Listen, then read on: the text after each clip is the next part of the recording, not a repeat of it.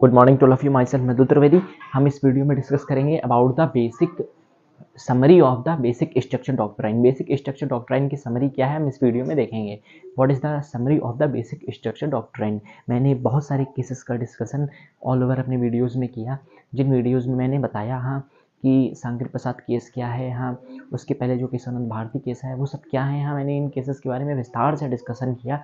अब हम इन केसेस की एज अ समरी देखेंगे। बेसिक स्ट्रक्चर डॉक्ट्राइन स्टार्ट कहाँ से होता है, पूरा लास्ट में जो जजमेंट आया था बेसिक स्ट्रक्चर डॉक्ट्राइन का केशवानंद भारती केस में, उन्होंने जो बताया था कि केशव जो बेसिक स्ट्रक्चर डॉक्ट्राइन क्या है वो एक तरह से देखा जाए तो पहले ही शामिल हो गया था हमारे संविधान में। वो कैसे, क्योंकि जो बहुत सारे ऐसे रिलेटेड लॉज थे वो लॉज बाद में बेसिक स्ट्रक्चर डॉक्ट्राइन जो था उसी में वो लॉज को रखा गया, लेकिन उसके पहले भी जो वही जो लॉज थे वो उन्हें बेसिक स्ट्रक्चर डॉक्ट्राइन में रख तो दिया गया। लेकिन देखा जाए हाँ तो बेसिक स्ट्रक्चर डॉक्ट्राइन हम लोग केशवानंद भारती केस से ही रिलेट करके उसे समझते हैं कि वो जो बेसिक स्ट्रक्चर डॉक्ट्राइन है उसका संबंध केवल और केवल जो रिलेशन है वो केवल हाँ केशवानंद भारती केस से है, लेकिन ऐसा नहीं है।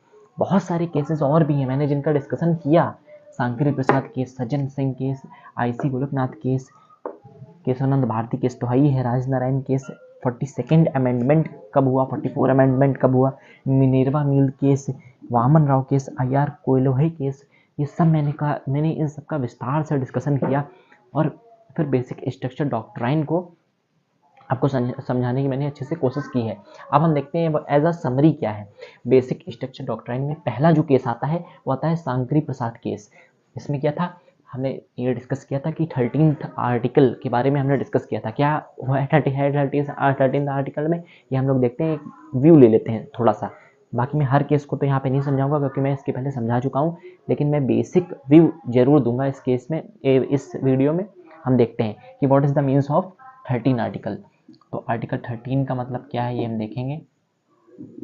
आर्टिकल 13 तो बेसिकली मैंने बताया था आर्टिकल 13 हाँ कि जो मैं ऐसे ही रिपीट कर देता हूँ, मैं लिखूंगा नहीं, हाँ मैं ऐसे ही बोल रहा हूँ।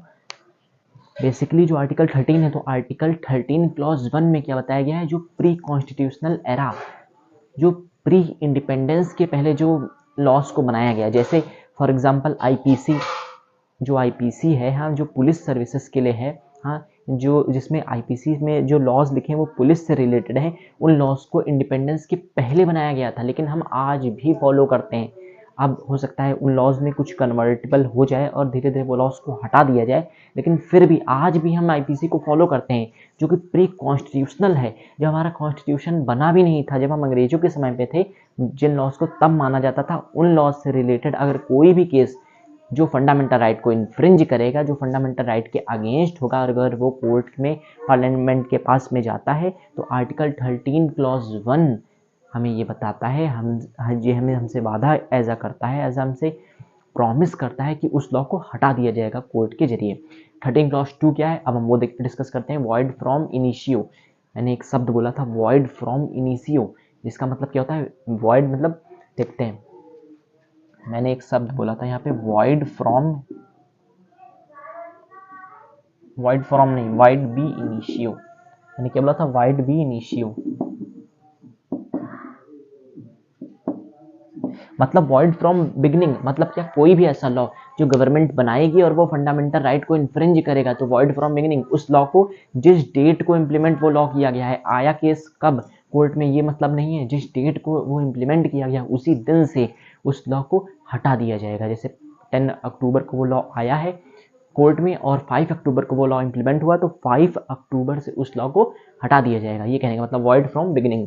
फिर 13 क्लॉज 2 क्या है, आर्टिकल 13 हम पढ़ रहे हैं याद रखिएगा।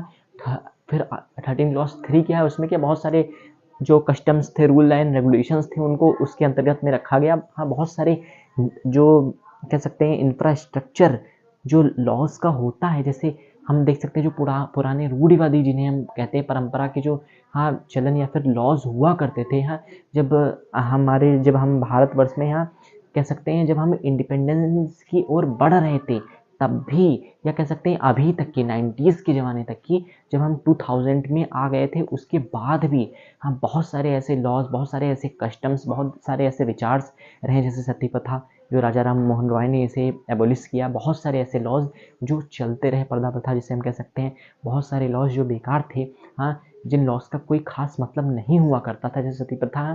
तो इन सारे जो चाइल्ड मैरिज, ये सब जो लॉज थे, तो इन सारे लॉज को के खंडन के लिए 13 क्लॉज 3 में इन सबको शामिल किया गया और कहा गया अगर इनसे रिलेटेड कोई फंडामेंटल राइट को इन्फ्रिंज करने वाला लॉ आता है तो उस लॉ को टोटली रिमूव कर दिया जाएगा। ये 13 क्लॉज 3 में बताया गया। तो ये बेसिक आर्टिकल 13 के बारे में डिस्कशन हुआ था सांकरी प्रसाद केस में। फिर क्या हुआ था, हार्मनी बिटवीन, अब हम देखते हैं harmony between fundamental right and DPSP.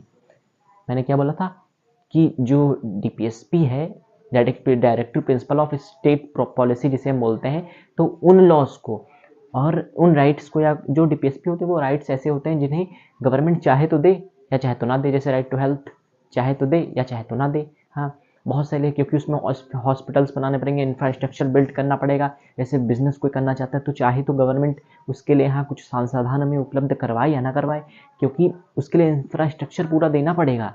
तो उस समय आज़ादी के टाइम पे हमारा पास इतना बढ़िया इंफ्रास्ट्रक्चर नहीं था, इसलिए उस समय फंडामेंटल राइट्स को ही जो इम्पोर्टेंस थी वो दी जाती थी। इसीलिए बोला गया कि जहाँ पे फंडामेंटल राइट की जरूरत है वहाँ पे फंडामेंटल राइट दे दो, और जहाँ पे डीपीएसपी की जरूरत है वहाँ पे डीपीएसपी दे दो। यहाँ पे इस केस में ये डिस्कस हुआ था सांकरी प्रसाद केस में। दूसरा पॉइंट फिर क्या होता, पार्लियामेंट, एक क्वेश्चन जो इंपॉर्टेंट है वो इस केस में पूछा गया था पहली बार कि parliament can amend fundamental right, क्या जो पार्लियामेंट है वो अमेंड कर सकती है फंडामेंटल राइट? तो उसमें बोला गया था हाँ अमेंड कर सकती है, इस केस में बोला गया था। फिर क्या हुआ था, सज्जन सिंह केस, ये तो सेम है, ये case same as Sankri Prasad case, ये सांकरी प्रसाद है। ये जो क्वेश्चंस उसमें अराइज हुए वही क्वेश्चंस लगभग इसमें भी अराइज हुए, तो इसीलिए सज्जन सिंह केस ये भी इंपॉर्टेंट है, लेकिन ये इसमें जो कुछ सांकरी प्रसाद केस में हुआ वहीं सब डिसीजंस आए थे, इसीलिए इसमें कुछ नया नहीं आया। फिर आईसी गोलकनाथ केस, ये हमने डिस्कस किया था। हाँ, इसमें बहुत सारे लॉज मैंने विस्तार से इस वीडियो का अलग डाल के रखा है, 2-3 इसके वीडियो बनाए हैं, बस आप देख सकते हैं। तो आईसी गोलकनाथ केस में क्या हुआ था, हाँ, इसमें वही सेम क्वेश्चन पूछे गए थे, can parliament amend fundamental rights. तो इसकी वजह से हुआ कि बहुत सारे आईसी गोलकनाथ केस में कोर्ट ने बोल दिया कि जो, तो यहाँ पे हमने आईसी गोरखनाथ केस भी देख लिया। अब हम केबी केस के बारे में बात करते हैं। तो केबी केस में मैंने क्या बताया था कि इसमें बेसिक स्ट्रक्चर डॉक्ट्राइन जो है वो इंट्रोड्यूस हुआ था। बेसिक स्ट्रक्चर डॉक्ट्राइन जो है इंट्रोड्यूस हुआ था किसमें, केबी केस में। फिर उसके बाद कौन सा केस आया, उसके बाद आया राजनारायण केस। ये भी मैंने विस्तार पूर्वक डिस्कशन किया था इसके बारे में, हाँ, कि राजनारायण केस था क्या था, हाँ, ये सब मैं बता चुका हूँ पहले ही। हाँ, राजनारायण केस आया। फिर उसके बाद 42nd अमेंडमेंट। फिर इस केस से हुआ क्या, 42nd अमेंडमेंट आया, राजनारायण केस आया, फिर उसके बाद 42nd अमेंडमेंट आया। 42nd अमेंडमेंट कब आया था, 1976 में, इमरजेंसी के ठीक बाद। 1975 में इमरजेंसी लगी थी, उसके बाद लगभग 1 साल बाद जो था 42nd अमेंडमेंट आया, जिसमें ऑलमोस्ट, जिसे मिनी कॉन्स्टिट्यूशन भी कहा जाता है, लगभग बहुत सारा कॉन्स्टिट्यूशन, लगभग 2/3 कॉन्स्टिट्यूशन बदल दिया गया। हाँ, संशोधन उसमें कर दिया गया अमेंडमेंट्स के थ्रू। वो अमेंडमेंट कौन सा था, 42nd अमेंडमेंट, उस टाइम की गवर्नमेंट की वजह से। और फिर उसके बाद 44th अमेंडमेंट आया। वो कब आया, जब जो गवर्नमेंट होती है उस समय की करंट गवर्नमेंट, जो 42nd अमेंडमेंट जब आया था 1975 में, तो उसके बाद 1978 में जब न्यू गवर्नमेंट आती है जनता पार्टी, तो वो क्या करती है 1978 में 44th अमेंडमेंट जो होता है उसे इशू करती है। और जो 42nd अमेंडमेंट बहुत सारा कॉन्स्टिट्यूशन में जो चेंज कर दिया गया था अमेंडमेंट्स के थ्रू, उसे रिस्टोर करती है 1978 में 44th अमेंडमेंट के जरिए। फिर क्या होता है, मिनर्वा मिल केस, मैंने जिसमें बताया था कि हार्मनी स्थापित, मतलब एक तरह से हम कह सकते हैं balance between fundamental right and DPSP, उस जो फीलिंग थी उसे दोबारा लाया गया। कब लाया गया, मिनर्वा मिल केस में। फिर उसके बाद मैंने क्या डिस्कस किया था, वामन राव केस और फिर आयर कोल्हे केस, जिनमें आयर, वो वामन राव केस और आयर कोल्हे केस में दोनों में क्या उन्होंने बताया था कि बहुत सारे जो 9 शेड्यूल था उसे बार बार चैलेंज किया जा रहा था। कब चैलेंज किया जा रहा था, क्योंकि जो बहुत सारे 9 शेड्यूल में जो बहुत सारे लॉज थे वो इन्फ्रिंज कर रहे थे फंडामेंटल राइट को। तो उन्होंने बोला सिंपली कि ये जो, अगर अब फंडामेंटल राइट को 9 शेड्यूल का कोई भी लॉ या पूरा का पूरा 9 शेड्यूल अगर इन्फ्रिंज करता है तो इस 9 शेड्यूल को हटा दिया जाएगा। ये कोर्ट ने उस समय बोला था, ये कोर्ट ने डिसीजन लिया था। मैं इन दोनों केसेस के बारे में भी डिस्कस कर चुका हूँ। It is almost a summary of basic structure doctrine how the basic structure doctrine arise and how it ends. ये मैंने पूरी ऑल ओवर वीडियो में समरी में समझाने की छोटी सी कोशिश की है और मैंने डीपली इन लॉस को पढ़ाया है हाँ इसके पहले वाले वीडियोज़ में। ये लगभग कह सकते हैं पार्ट जो 18 है इस समरी से रिलेटेड, कब से, बेसिक स्ट्रक्चर डॉक्ट्राइन।